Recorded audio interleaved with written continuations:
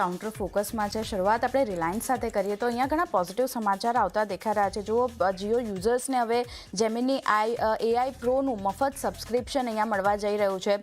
Gemini AI pro 15ના users માટે free અહીંયાથી રહેતું જોવા મળશે અને યુઝર્સને 18 મહિના માટે ફ્રીમાં લગભગ 35,100નું સબસ્ક્રિપ્શન અહીંયાથી મળતું જોવા મળશે. સાથે જ જે 2 TB ડેટા સ્ટોરેજ છે, જે VO 3.1 જેવા ટૂલ્સ છે તે અહીંયાથી આમાં સમાવેશ કરવામાં આવ્યા છે અને unlimited chats, 2 TB cloud storage સાથે વિડીયો અને મેસેજ જનરેશન પણ અહીંયાથી ફ્રી આપવામાં આવ્યું છે. જેમિની AI પ્રો સબસ્ક્રિપ્શનનું સંપૂર્ણ રોલઆઉટ જે છે તે ટૂંક સમયમાં આપણને આવતું જોવા મળશે, પણ અત્યારે જે રીતે આ ડેવલપમેન્ટ આપણને આવતા દેખાઈ રહ્યા છે, જીઓ યુઝર્સને જેમિની AI પ્રોનું મફત સબસ્ક્રિપ્શન જે છે તે અહીંયાથી મળવા જઈ રહ્યું છે. એટલે આ એક ડેવલપમેન્ટ છે. ખાસ કરીને રિલાયન્સ માટે ખાસ એક ફોકસ અહીંયા રાખવાનું રહેશે. પરિણામની વાત કરી લઈએ ITC ફોકસમાં, કારણ કે અનુમાન મુજબના નંબર્સ અહીંયા રહેતા દેખાઈ રહ્યા છે. નફો 2% વધ્યો છે. આવકમાં જુઓ થોડો ઘટાડો આપણે જોઈ રહ્યા છે, પણ એબિટા વધ્યા છે 2.1% અને માર્જિનની વાત કરી લઈએ તો ત્યાં પણ સુધારો આવતો દેખાઈ રહ્યો છે. સેગમેન્ટ વાઇઝ જો આપણે જોઈએ તો સિગરેટ વોલ્યુમ ગ્રોથ 6% રહ્યો છે. અનુમાન હતું 5 થી 6%ની આસપાસ રહેવાનું. FMCG આવક ગ્રોથ 7% રહી છે, જે અનુમાન કરતાં વધારે છે. સાથે એગ્રી સેગમેન્ટ આવકની વાત કરી લઈએ તો ત્યાં 31%નો ઘટાડો યર ઓન યર બેઝિસ પર જોવા મળતો દેખાઈ રહ્યો છે. તો એક ITCના કાઉન્ટર પર ખાસ ધ્યાન રાખવાનું રહેશે.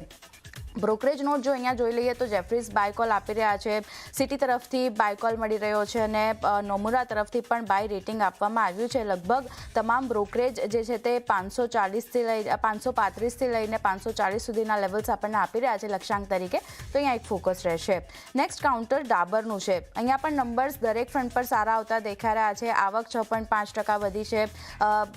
5.4%નો આવકના ફ્રન્ટ પર વધારો જોઈ રહ્યા છે. નફો 6.5% વધ્યો છે. એબિટા 6% ઓલમોસ્ટ વધારો અને માર્જિન પણ સુધર્યા છે. તો દરેક ફ્રન્ટ પર સારા નંબર્સ છે. અહીંયા પણ ફોકસ રાખવાનું રહેશે. નોમુરાનો રિપોર્ટ આવ્યો છે. ડાબર માટે બાય રેટિંગ આપી રહ્યા છે 580 રૂપિયા પ્રતિ શેરના લક્ષ્ય સાથે. તો એક ફોકસ રાખવાનું રહેશે.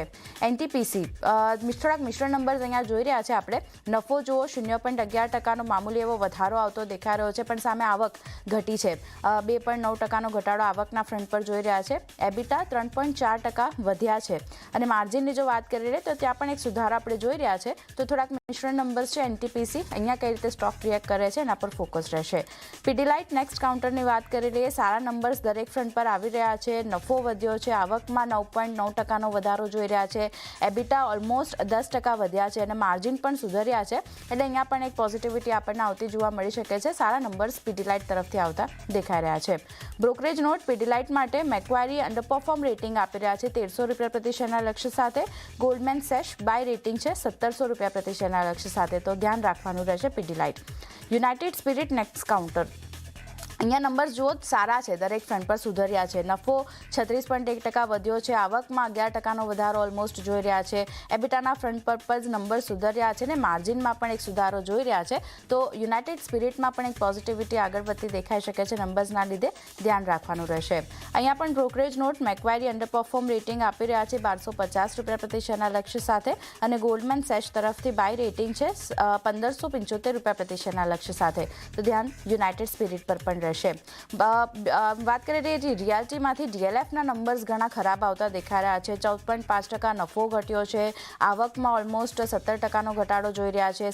સાથે એબિટા જુઓ ઘણો મોટો ઘટાડો એબિટાના ફ્રન્ટ પર પણ આવતો દેખાઈ રહ્યો છે અને માર્જિન પણ ઘટ્યા છે. એટલે દરેક ફ્રન્ટ પર ખરાબ નંબર્સ છે.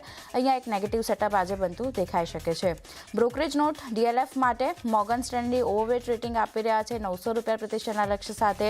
જેફરીઝ તરફથી બાય રેટિંગ આપવામાં આવ્યું છે. એટલે અહીંયા કઈ રીતે ધ્યાન રાખવાનું રહેશે, સ્ટોક કઈ રીતે રિએક્ટ કરે છે તો નજર રાખવાની રહેશે. પણ બીજી બાજુ લોઢાની વાત કરી લઈએ. પોઝિટિવ નંબર્સ દરેક ફ્રન્ટ પર છે.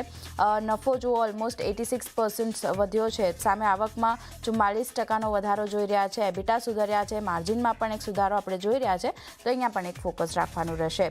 અહીંયા બ્રોકરેજ નોટ જેફરીઝ અને મોર્ગન સ્ટેનલી બંને થોડા પોઝિટિવ બનતા દેખાઈ રહ્યા છે. જેફરીઝ તરફથી બાય અને મોર્ગન સ્ટેનલી તરફથી ઇક્વલ વેટ રેટિંગ બનતું દેખાઈ રહ્યું છે. બંધન બેંક નેક્સ્ટ કાઉન્ટર છે. અહીંયા થોડાક મિશ્રણ નંબર્સ આવી રહ્યા છે. નફો 88% જેટલો ઘટ્યો છે. સામે એનઆઈની વાત કરી લઈએ, ઓલમોસ્ટ 12% ઘટાડો ત્યાં જોઈ રહ્યા છે. ગ્રોસ એનપીએ નેટ એનપીએમાં પણ એક વધારો છે, એટલે ખરાબ નંબર્સ કહી શકાય દરેક ફ્રન્ટ પર છે. બંધન બેંક અહીંયા ધ્યાન રાખવાનું રહેશે. પણ બ્રોકરેજ નોટ નોમુરા તરફથી ન્યુટ્રલ કોલ આપી રહ્યા છે તેઓ, અને સીએલએસએ ડાઉનગ્રેડ ટુ અક્યુમ્યુલેટ લેવલ્સ આપી રહ્યા છે, એટલે અહીંયા એક ધ્યાન રાખવાનું રહેશે. અને છેલ્લે મારા તરફથી આઈએક્સ પર નજર કરી લઈએ તો સારા નંબર્સ આવી રહ્યા છે. 13%ની આસપાસનો નફો વધ્યો છે, 10%ની આસપાસનો આવકમાં વધારો જોઈ રહ્યા છે, 12%ની આસપાસ એબિટા વધ્યા છે અને માર્જિન પણ સુધર્યા છે, એટલે અહીંયા પણ એક પોઝિટિવિટી જોવા મળી શકે છે. આઈએક્સ આજે ફોકસમાં રાખવાનું રહેશે.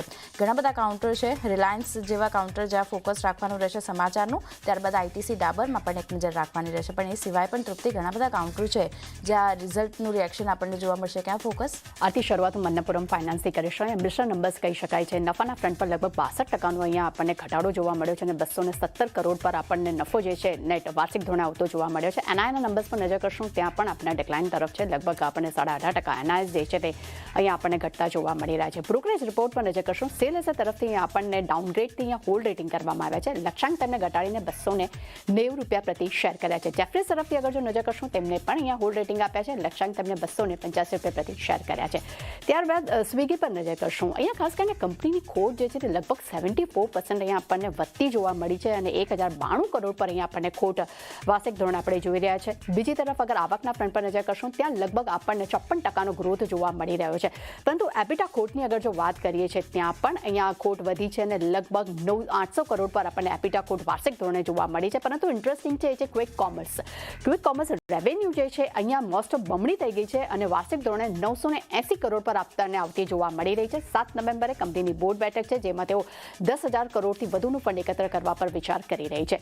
સેલે તરફથી આપણને ખાસ કરીને સ્વિગી માટે એક આઉટ પરફોર્મ રેટિંગનો રિપોર્ટ જોવા મળી રહ્યો છે. લક્ષ્યાંક તેમને ₹493 પ્રતિ શેર કર્યા છે. જેફરીઝ તરફથી પણ બાય રેટિંગ રિપોર્ટ છે. લક્ષ્યાંક તેમને ₹500 પ્રતિ શેર કર્યા છે. નોમુરાએ અહીંયા પણ બાય રેટિંગ્સ આપ્યા છે. લક્ષ્યાંક ₹560 પ્રતિ શેર કર્યા છે. એટલે પોઝિટિવ નંબર્સ અને પોઝિટિવ બ્રોકરેજ રિપોર્ટનો ઇમ્પેક્ટ આજે સ્વિગીના કાઉન્ટર પર જોવા મળી શકે છે. ત્યારબાદ નજર કરશું એમ્ફેસિસ પર. કંસો આવક જે છે તે અહીંયા કંપનીની વધી છે. QOQ ધોરણે 3,902 કરોડ જોવા મળી રહી છે. નફાના ફ્રન્ટ પર વાત કરશું, ત્યાં પણ પોઝિટિવ નંબર્સ જોવા મળી રહ્યા છે અને એબિટાના ફ્રન્ટ પર પણ લગભગ આપણને પોઝિટિવ નંબર્સ છે અને 723 કરોડ પર આપણને એબિટાસ આવતા જોવા મળી રહ્યા છે. પરંતુ ખાસ કરીને અગર એબિટા માર્જિનની વાત કરીએ, થોડા ફ્લાઇટ કહી શકાય. 18.8%ની સામે 18.5% પર જોવા મળી રહ્યા છે.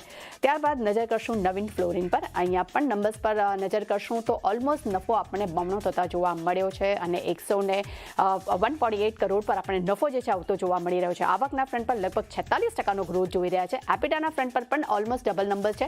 246 કરોડ પર આપણને એબિટાસ આવતા જોવા મળી રહ્યા છે અને સૌથી ઇન્ટરેસ્ટિંગ અને શાનદાર નંબર્સ જે છે જે માર્જિનના લગભગ આપણને 20.8%ની સામે 32.4% પર આપણને માર્જિન્સ આવતા જોવા મળ્યા છે. એટલે ખૂબ જ પોઝિટિવ નંબર્સ છે. બ્રોકરેજ રિપોર્ટના ફ્રન્ટ પર નજર કરશું, યુબીએસસી તરફથી બાય રેટિંગનો રિપોર્ટ છે. જેફરીઝ પણ બાય રેટિંગ્સ આપી રહ્યા છે અને સિટી તરફથી આપણને સામે એક્સેલ આપણને રેટિંગ્સ જોવા મળી રહ્યા છે. પરંતુ ઓવરઓલ એક ખૂબ જ પોઝિટિવ નંબર્સ અહીંયા જોઈ રહ્યા છે. મોતીલાલ ઓસવાલ પર નજર કરશું, ખૂબ જ નેગેટિવ નંબર્સ છે. નફો અહીંયા 68% ઘટ્યો છે. રેવન્યુના ફ્રન્ટ પર પણ આપણને નેગેટિવ નંબર્સ જોવા મળ્યા છે. 35% અહીંયા આપણને આવક ઘટતી જોવા મળી રહી છે. ત્યારબાદ ન્યૂઝ બેઝ પર નજર કરશું તો V2 રિટેલ્સનું QIP આજે લોન્ચ થવા જઈ રહ્યો છે. કંપનીએ લગભગ 300 કરોડનો QIP તે લાવી શકે છે. QIPનો અગર આપણે ઇન્ડિકેટિવ પ્રાઇસની વાત કરશું તો તે 2,134 કરોડ રહેવાની અપેક્ષા છે અને ખાસ કરીને ગઈકાલના ક્લોઝિંગ પ્રાઇસથી લગભગ 8% ડિસ્કાઉન્ટ પર તમને QIP જોવા મળી શકે છે. TCS અને ટાટા મોટર્સના કરારના સમાચાર આપણને જોવા મળ્યા છે. 5 વર્ષ માટે તેઓ અહીંયા કરાર કરી રહ્યા છે. ખાસ કરીને ground breaking sustainability reporting project માટે આ કરાર અહીંયા કરવામાં આવ્યા છે, જેનો એક ઓવરઓલ ફાયદો જે છે કંપનીને આવનારા સમયમાં AI ટેકનિકલને ગ્રોથ આપવા માટે થતો જોવા મળી શકે છે.